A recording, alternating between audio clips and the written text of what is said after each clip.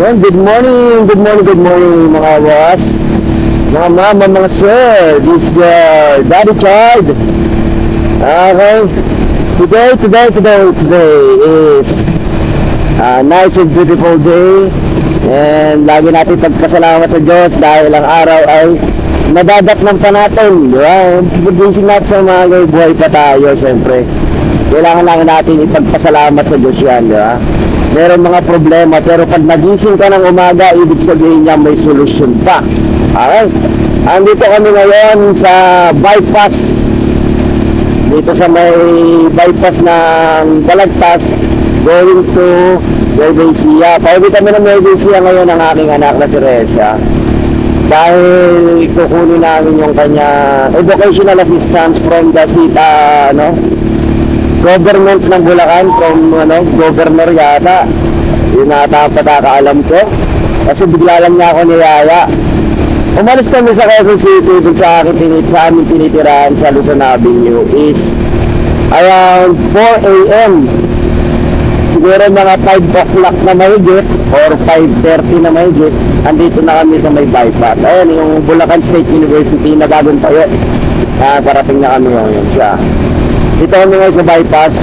Gamit ito ang ating motor na 200cc na Rusi. Diba? Yan, ito yung sinuot natin doon sa Easy Ride na 150 sa Taguig. Ngayon gamit na natin siya. Nakaraan inaayos ko lang siya, kinokondisyon ko lang. Ngayon is gamit na natin siya pauwi. First time na long ride niya. Mula nung nakuha ko siya doon, tapos kinondisyon ko lang. Mga ginawa ko sa kanya is para maging smooth ang aking pagdadrive at ang aking biyahe. Yan. Pauwi kami ngayon ng Nueva Ecija. First long ride ko ni Waswas. Yan. First long ride. Yung mga naramdaman lang ako nakakaiba. Siyempre, first time natin gumamit ng sports bike. Diba? Tas 200cc pa. Pero ang masasabi ko, masarap siya dahil tawag dito, malaki. Medyo paus nga lang ako. Yung anak ko na dito sa likod, maya papahinga kami para makita ninyo siya. Yan. Yung aking dalagin din. Yan. Dalaga na kasi 18 na eh. Okay. Samahan nyo kami hanggang makarating kami sa aming patutunguhan sa Nueva Ecija Coliseum dun sa may Palayan City, dahil doon daw ang payout ng kanilang educational assistance para sa darating na pasukan nitong August yata. Okay, kasi tatayo na siya ng college, medyo masakit-sakit na yung gastusan, pero dahil nakaisip siya na mag-apply ng educational assistance from the government ng Nueva Ecija, yan, pili siya na isa sa magiging mabibigyan ng educational. Kaya maraming salamat din sa anak ko dahil nag-initiate siya na nakatulong sa amin na magulang niya, di ba? Kasi malaking tulong yun kung ano, magkano man yung ibibigay nila, diba? Kaya ito, andahin kami. See you sa Nueva Ecija, gamit si Waswas. Iyon po kami saglit para magpahinga, kumaan, magkape siguro. Dahil di pa kami nagkakape, di pa kami nag-aalmusal kasi nga alas 7 kailangan andun na kami sa venue. Baka mamaya siyempre di naman sila madaan pa. Tsaka no proxy daw, kaya obligado kami umuwi. Bawal daw mag-proxy. Kaya let's go. Medyo masama lang yung aking boses, ewan ko kung bakit. Pero ganun pa man, salamat sa Diyos dahil ginising na naman niya tayo, binigyan tayo ng panibagong buhay, panibagong pag-asa para sa ating buhay. Kaya thank you Lord sa mga nanonood sa akin, sa mga sumusuporta. Thank you rin sa inyong lahat. Thank you. Okay, kita-kits na lang tayo sa Nueva Ecija. This is Daddy Child.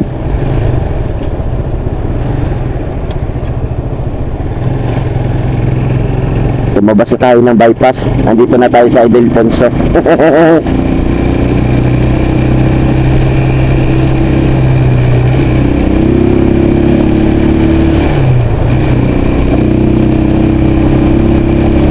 Sa Ildefonso na po, nag-thank you na ng San Rafael eh. Ibig sabihin, we're entering another city of Bulacan. Medyo malapit na rin siguro, mga 1.5 hours nandun na rin kami sa Nueva Ecija. Ayan na. San Ildefonso. Yan. Welcome. Di ko alam kung naririnig nyo ako kasi medyo maingay. Pero naka-silencer po yung ating motor. Kasi medyo mahigpit dito sa Bulacan. Ayaw nila ng maingay. Yan. Sumunod tayo sa batas para hindi tayo hindi tayo magkaroon ng violation. Maging ano tayo, law-abiding citizen. Nabili natin siyang open pipe itong motor na to. Wala akong makitang stock na pipe na pwede dito ipamalit. Ibibili na lang natin na siya ng silencer. Dalawang klase pa nga yung silencer ko okay, kita-kits na lang tayo sa Nueva Ecija.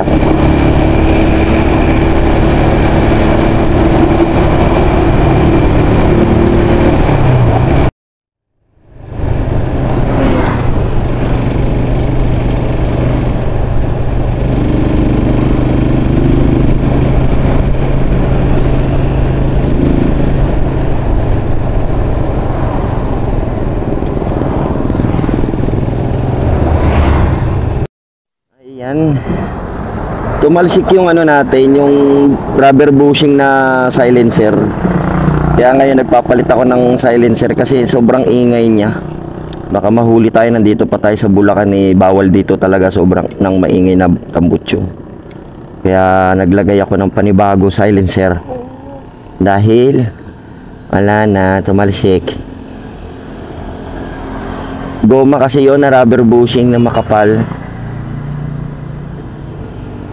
Ito hindi siya masyado tahimik pero pwede na rin kaysa wala. Yan. Ingay kasi nung isa ay mas tahimik yung isa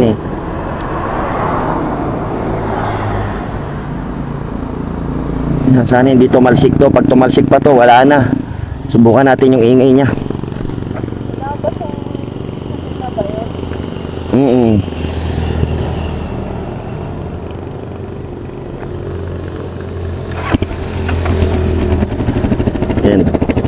Yan, okay na. Pwede na yan. Kaysa wala. Ayan na siya. Yan iingay niya, kaya pwede na. Dito na kami sa San Miguel. Malapit na kami sa Gapan. Nagkaganon naman. Pero okay lang yun. At least tumalsik lang. Hindi disgrasya o anuman. Kaya okay lang. Goods na goods.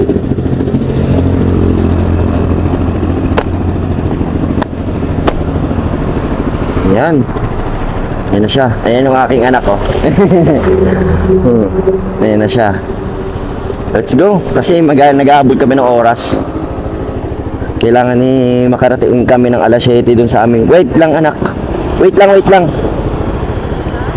Wait. Yan. Nasakay na.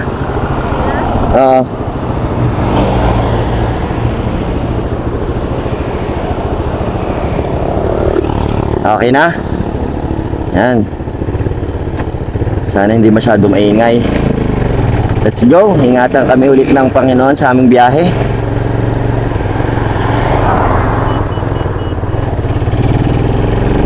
Ayun.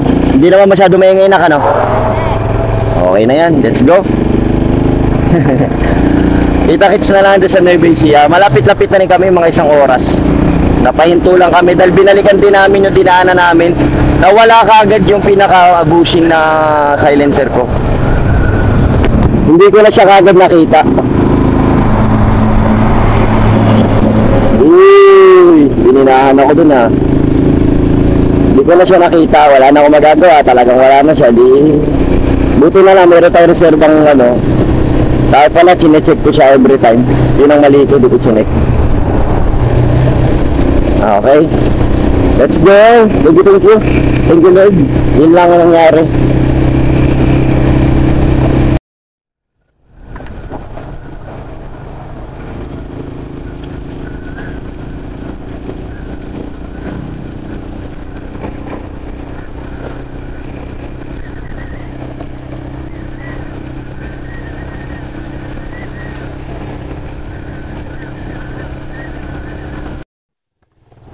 Yan, andito na kami sa Palayan City.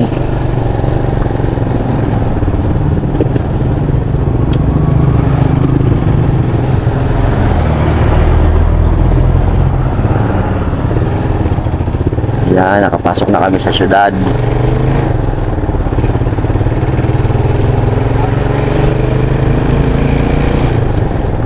Tingnan mo yung mga motor, anak. 'Di ba? Ayaw dumiretso. Kasi may pulis eh.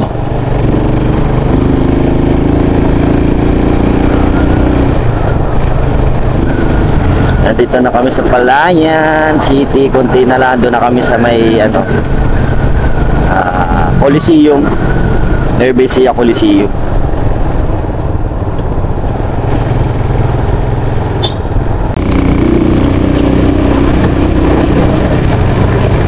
Nandito tayo sa bahay.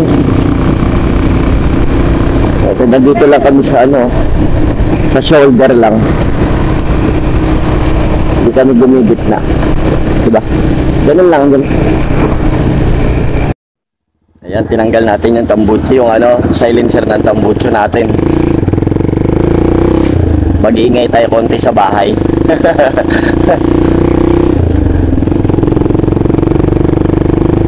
Para magalit si mama.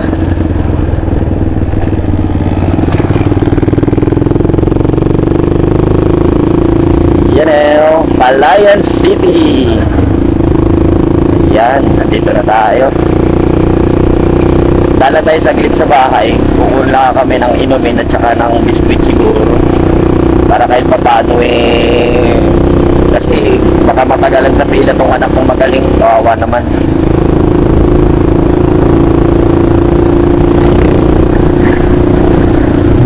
Diba?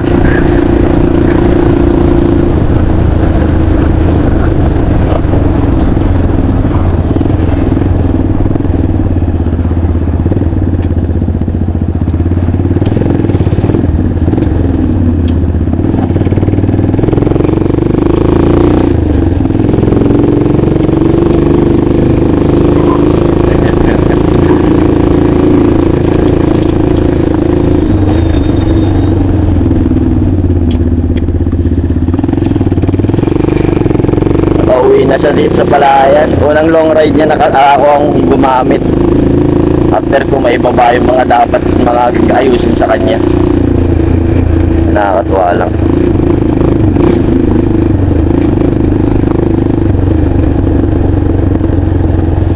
Dito na kami.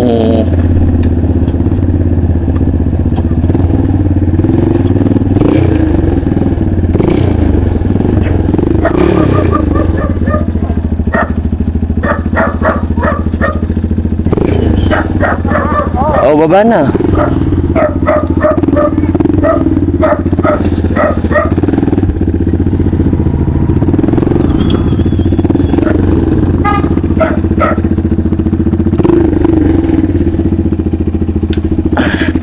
Ayan si Mother.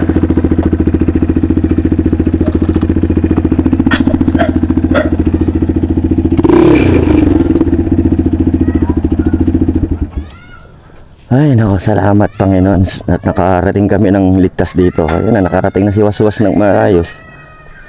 From Quezon City to dito. Ayan.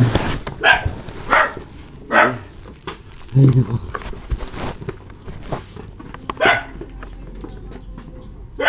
Wala kang ano, wala kang... Iwan na natin muna yung bag. Okay, dito na lang. Salamat sa pagsama. Nakarating kami ng ligtas dito sa Nueva Ecija from Quezon City. Okay? Daming tao. Ang daming tao na. Sobrang daming tao. Yan yung mga kukuha ng cash assistance dito sa ano, galing sa government ng ano, ng Nueva Ecija. Daming tao. Ang daming tao, anak.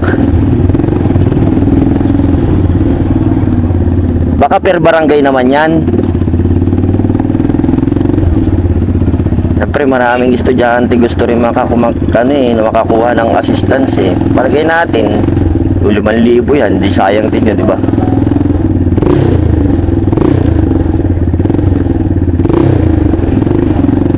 Diba?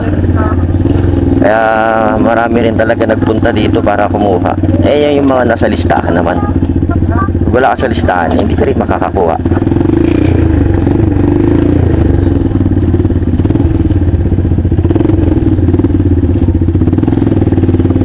Pag ano na, uwi muna ako ha. Chat mo ako ha. Oo. Chat mo ako kung matagal, kung mahaba yung pila. Tignan mo yung pila ng Santolan. Pag hindi, yan tayo nakita. Dito lang ako sa labas. Hanap lang ako pa parking. Kasi mukhang ang dami. Sige ba nagtatanong ako?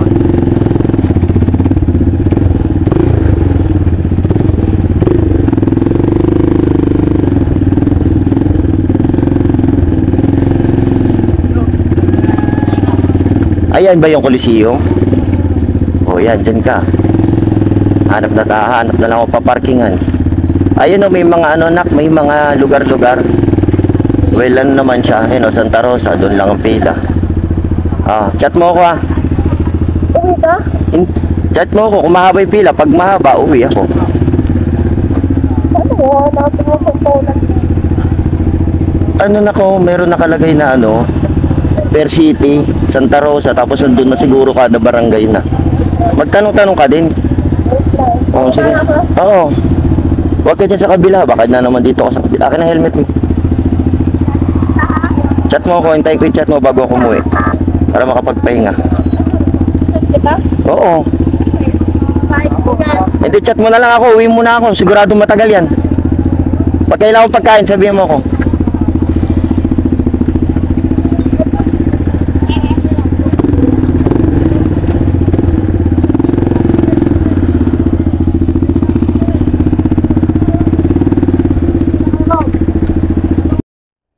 Pabalik na kami ng Manila. Maglit lang talaga kami. Then nakuha na yung assistance. Pabalik na kami ng Manila. Ngayon Palayan City. Gamit ang aming siwaswas. Ang pakahusay. Hindi ako binigyan ng problema. Kagaling. Siguro dahil na rin sa aking pag-aasikaso sa kanya bago namin gamitin sa long ride, di ba? Kasi kung di ko rin naman siya inasikaso hindi ko rin siya pinatino, wala rin. Kaya okay lang. Yan. Palabas na kami ng 2:30 ng hapon. Palabas na kami ng Palayan City. Pauwi na kami ng Manila. Diyos na mag-ingat sa amin. Sa aming lakad, syempre.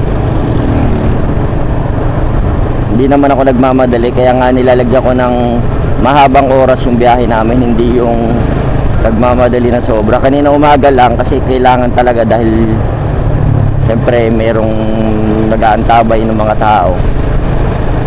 Kasi baka mamaya biglang matapos agad yung programa, hindi mabigyan yung anak ko, sayang uwi namin.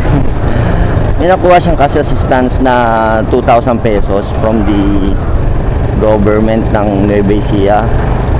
Awan ko kasi sino talaga nagbigay. Sabi ng anak ko is isa daw si Mark Lapid. Sa dami ng estudyante na pumunta, almost mahigit 5,000 daw. Kasi all over the Nueva Ecija po yun. Tapos 2,000 per tao. Tapos may konting palaro. Bigay din na pa premyo 2,000, another 2,000 para dun sa palaro. Kaya nakala ka na iwan? Okay. Pabalik na kami ng Manila. Ganyan lang ang takbuhan natin. Hindi tayo tumatakbo ng parang kala mo lagi na kayo pagkarera. Bumpogi lang tayo mga boys. Mga boss pala, boys.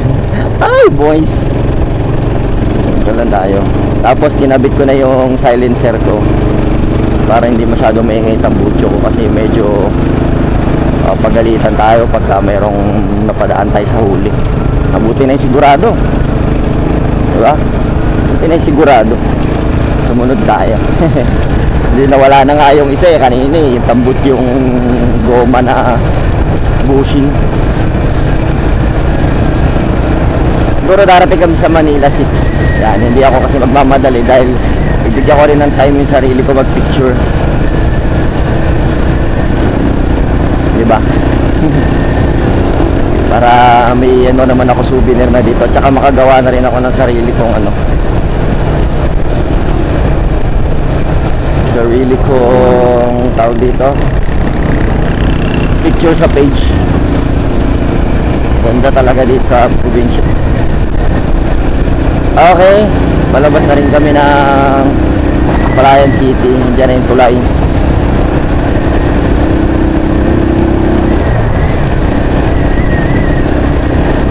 Kaya ingat ng lahat.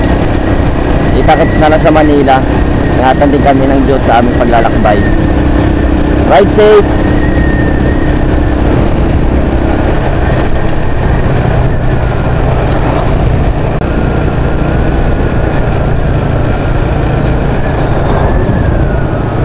Leaving Palayan City. Goodbye. Yan. Konti na lang tapos na yung tulay.